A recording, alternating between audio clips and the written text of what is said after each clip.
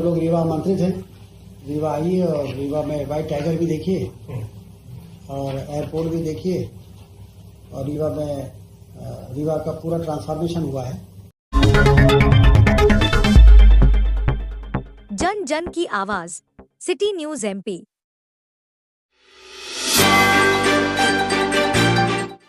मुख्यमंत्री आज करेंगे रीजनल इंडस्ट्री कॉन्क्लेव का रीवा में शुभारंभ।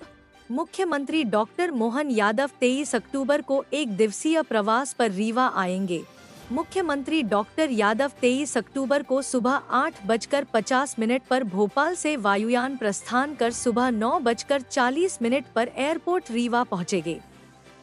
मुख्यमंत्री सुबह 10 बजे श्री कृष्णा राजकपुर ऑडिटोरियम पहुंचकर रीजनल इंडस्ट्री कॉन्क्लेव का शुभारंभ करेंगे। उद्घाटन समारोह के बाद मुख्यमंत्री विंध्य क्षेत्र में निवेश प्रस्तावों के संबंध में उद्योगपतियों से 1-to-1 चर्चा करेंगे। कार्यक्रम के समापन के बाद मुख्यमंत्री शाम 6 बजे एयरपोर्ट रीवा से वायुयान से प्रस्थान कर शाम लगभग 7 बजे एयरपोर्ट भोपाल पहुंचेंगे। पंचायत एवं ग्रामीण विकास तथा श्रम मंत्री एवं रीवा जिले के प्रभारी मंत्री श्री प्रहलाद पटेल भी मुख्यमंत्री जी के साथ भोपाल से रीवा आकर रीजनल इंडस्ट्री कॉन्क्लेव में शामिल होंगे। इस अवसर को लेकर देखिए मध्य प्रदेश उप मुख्यमंत्री राजेंद्र शुक्ला ने क्या जानकारियां साझा किए हैं। रीवा में कल रीजनल इंडस्ट्रियल समिट हो रही है। जैसा कि मुख्यमंत्री जी का एक बहुत ही अच्छा निर्णय रहा है कि हम संभागीय मुख्यालयों में रीजनल इन्वेस्टर समिट करेंगे और वहाँ पर जो उत्सुक लोग हैं उनको वहाँ बुलाएंगे और वहाँ के पोटेंशियल के बारे में उनको वहीं पर चर्चा होगी। कहाँ पर मिनरल डिपॉजिट है, कहाँ पर फूड पार्क लगाया जा सकता है, कहाँ टेक्सटाइल पार्क लगाने की संभावना है, जहाँ फार्मास्यूटिकल सेक्टर में काम हो सकता है।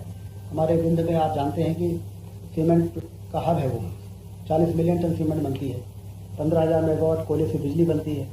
ये वही इलाका है जहाँ 750 मेगावाट का दुनिया का सबसे बड़ा सोलर प्लांट हम लोगों ने इसमें स्थापित किया था। दिल्ली की मेट्रो उससे चलती है और नेशनल पार्क है, तो पर्यटन की भी संभावना है और निवेश की भी संभावना है। शानदार 4 लेन की सड़कें उधर यूपी से इधर जबलपुर और झांसी और चारों तरफ विश्व स्तरीय सड़कें बनके तैयार हो गई है। रेलवे लाइन का काम सीधी से सिंगरौली का युद्ध स्तर पर चल रहा है और उसके साथ ही साथ एयरपोर्ट भी बन गया है।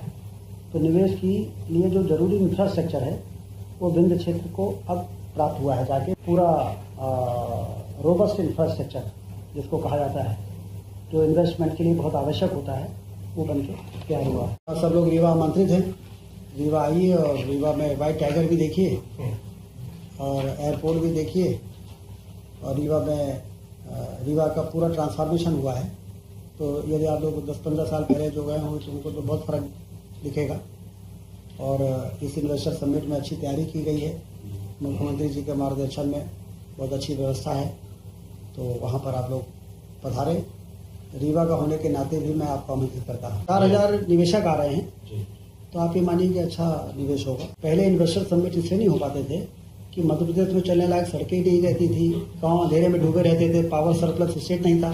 आज सबसे पहले हमने इसको पावर सरप्लस स्टेट बनाया, 4 लेन से सभी संभागीय मुख्यालयों को जोड़ा और सिंचाई के नहरों का जाल बिछाया, आम आदमी की पेइंग कैपेसिटी बढ़ाई, से व्यापार बढ़ाया।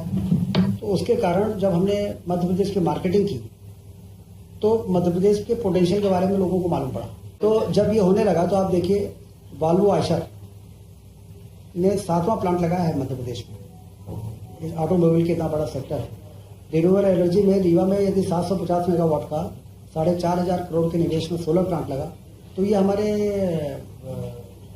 जो प्रचार प्रसार है उसी के आधार पर तो लोग यहाँ पर आए। तो सीमेंट और पावर प्लांट हमारे अब रीवा में सीमेंट बनती है, सिंगरौली में पावर बनता है, तो वहाँ कोयला इतना है, लाइम स्टोन इतना है, बन रही है। तो खनिज संपदा भी होनी चाहिए और इंफ्रास्ट्रक्चर भी होना चाहिए और हमारी इंडस्ट्रियल पॉलिसी भी अच्छी होनी चाहिए, सिंगल विंडो सिस्टम होना चाहिए, ईज ऑफ डूइंग बिजनेस जैसा वातावरण होना चाहिए। अब ये इन सब के बाद आपको ध्यान होगा कि इंदौर में ग्लोबल इन्वेस्टर समिट होता था, एक बार खजुराहो में भी हुआ था, लेकिन ये पहली बार ऐसा हो रहा है कि हम संभागीय स्तरों में रीजनल इंडस्ट्री कॉन्क्लेव कर रहे हैं। और इसके इतने अच्छे परिणाम हैं कि रीवा के पोटेंशियल के आधार पर हम रीवा को फोकस करके बात कर रहे हैं, तो लोगों को खींचने में, आकर्षित करने में हमको ज़्यादा आसानी है। और ये हम बड़े समूह में करते हैं, तो उस समय वो आवश्यक था, लेकिन अब मध्य प्रदेश जिस स्थिति में पहुंच चुका है, तो अब ये बहुत प्रासंगिक हो गया है, सामयिक है। तो इसलिए डॉक्टर मोहन यादव जी मुख्यमंत्री जी इसके लिए बधाई के पात्र हैं कि उन्होंने इस बार इन्वेस्टमेंट के लिए इस तरह के प्रयोग को अपनाया है। सरकार क्यों उनको इस प्रकार के आयोजन करती है? क्योंकि हमें बेरोजगारी दूर करने के लिए अपने नौजवानों को वहाँ पर रोजगार के अवसर तैयार करना है। तो एक तो रोजगार का अवसर तैयार होता है सिंचाई का रकबा बढ़ाने से, किसान संपन्न होता है तो व्यापार बढ़ता है, तो उससे रोजगार का अवसर बढ़ता है। और दूसरा, पर्यटन की क्रांति हो जाए, टूरिज्म इतना बढ़ जाए। अब दुनिया में बहुत से ऐसे देश हैं जहाँ पर एक सुई नहीं बनती है निर्माण के नाम, मैन्युफैक्चरिंग के नाम पर, लेकिन उनकी अर्थव्यवस्था बहुत अच्छी है। तो औद्योगिक क्रांति के लिए इस प्रकार के निवेश के आयोजन किए जाएं, लोगों को आमंत्रित किया जाए, बुलाया जाए, रेड कारपेट बिछाया जाए, आइए और आप लोगों को यहाँ पर हम जमीन देंगे, पानी देंगे, बिजली देंगे, सब्सिडी देंगे, आप हमारे क्यों?